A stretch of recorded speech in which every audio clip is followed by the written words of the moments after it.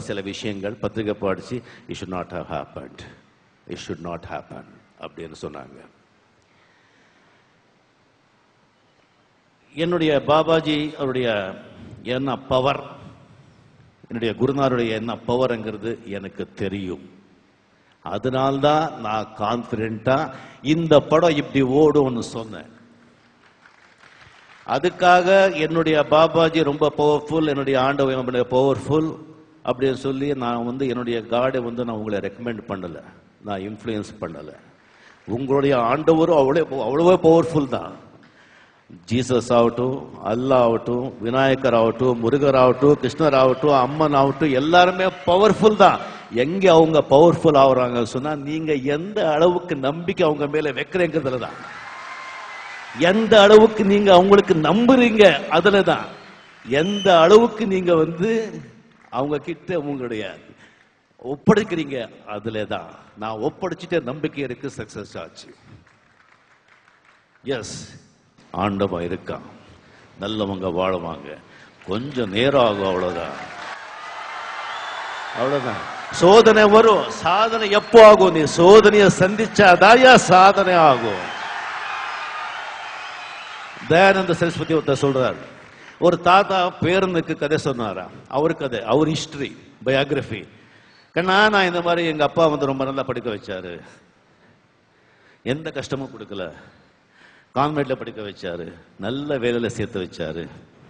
உங்க பாட்டியை அவரே பார்த்து பொண்ணை பார்த்து கல்யாணம் பண்ணி வச்சாரு. நமக்கும் அழகாக ஒரு குழந்தை பிறந்தது உங்க அப்பா. அவனும் எந்த ட்ரபிளும் கொடுக்கல, அவனும் நல்லா படிச்சான், நல்லா சந்தோஷமானான். அவங்களும் சந்தோஷமா இருந்தாங்க.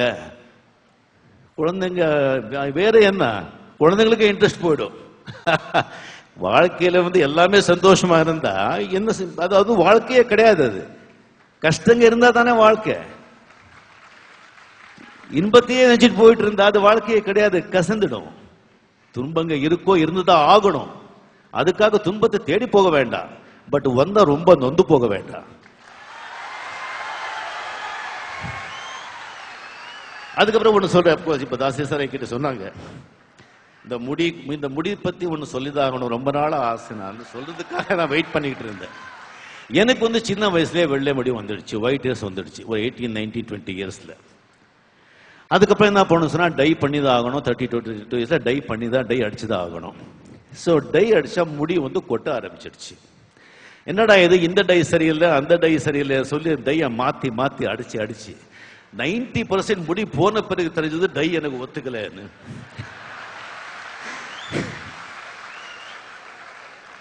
நான் என்ன பண்றது? சரி, தாடி சின்ன வயசுல இருந்து தாடினா ரொம்ப பிடிக்கும் எனக்கு. ஏன்னா தாடியில ஒரு பவர் இருக்கிற ஒரு சிறு பிள்ளை தரமான நம்பிக்கை இருக்கட்டுமே.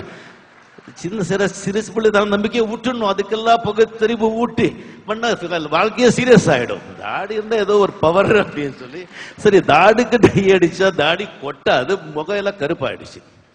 சரி, தாடி கூட அப்படியே நான் விட்டேன். இப்போ சில பேர் ஏதாவது சொல்றாங்கன்னா சொல்லிட்டு இருக்காங்க.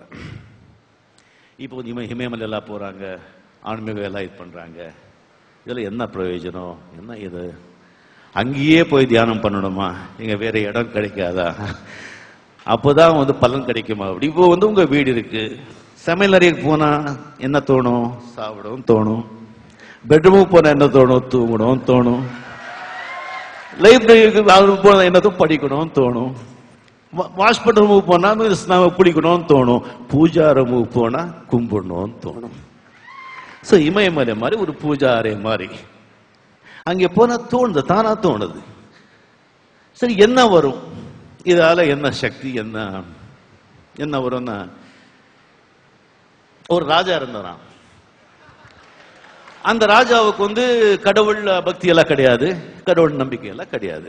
அவனுக்கு ஒரு நண்பன் இருந்தான். அவன் நண்பன் மந்திரி கூட, ரொம்ப புத்திசாலி. அந்த மந்திரி நண்பன் ராஜாவுக்கு எல்லா விதத்திலும் துணையா இருந்தான். அந்த மந்திரிக்கு ரொம்ப லைஃப் போர் அடிச்சு போச்சு. மாளிகை, வீடு, ரதங்கள், சர்வெண்ட்ஸ், ஏகப்பட்ட சர்வெண்ட்ஸ், பணம் எல்லாமே. என்னடா இது வாழ்க்கை, மெட்டீரியலிஸ்டிக் போர் அடிச்சு சொல்லிட்டு ராஜா கிட்ட எனக்கு இது வேண்டாம். அப்போ என்ன பண்ண போற? நான் துறவியா போயிடுறேன்.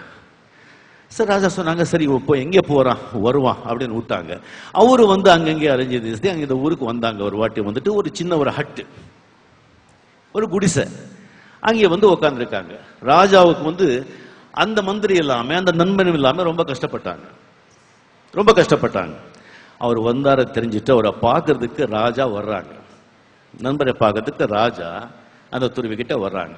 அவர் உட்காந்துருக்காங்க, இவர் அங்கே நிற்கிறாங்க. என்னப்பா இவ்வளவு திஸ்தி செஞ்ச, இப்படி அலைஞ்சிட்டு இருக்க, நீ என்ன சாதனை செஞ்ச, உனக்கு என்ன கிடைச்சது அப்படின்னு சொல்லி அந்த ராஜா கேட்டார். யாரு? அந்த நண்பரை கேட்ட, துறவி கிட்ட. அந்த துறவி சொன்னாரு, நேத்து வரைக்கும் நீங்க உட்கார்ந்துருந்தீங்க, நான் உங்க முன்னால நின்றுகிட்டு இருந்தேன். இப்போ நான் உட்கார்ந்துருக்க, நீங்க என் முன்னால நின்றுட்டு இருக்கீங்க. அதான் அதோட சக்தி, அதோட பவர். போக போக தான் தெரியும் கண்ணா. சோ இந்த தியானம் செய்யணும் சொல்லி நான் சொல்றேன். இப்போ வந்து உங்க நேரத்தை நிறைய நான் எடுத்துக்க நான் விரும்பல. ஸோ இவ்வளோ பெரிய வெற்றியை கொடுத்த சிவாஜி புரொடக்ஷன்ஸ், வாசு சார், என்னுடைய ஃபேன்ஸு, தமிழ் மக்கள் அனைவருக்குமே, பத்திரிகையாளர்கள் அனைவருக்குமே என்னுடைய நன்றியை தெரிவித்துக் கொண்டு, அண்ட் அடுத்த வர படம் சிவாஜி கூட, அதுக்கு கூட இங்கே வந்து இவ்வளோ பெரிய நல்ல ஒரு வரவேற்பு கொடுப்பீங்கிற நம்பிக்கையில், அண்ட் ஒவ்வொரு படமும் வந்து டிஃப்ரெண்ட்டாக செய்யணுங்கிற ஒரு ஆசையுடன் தான் நான் கொஞ்சம் டைம் எடுத்துக்கிறேன்.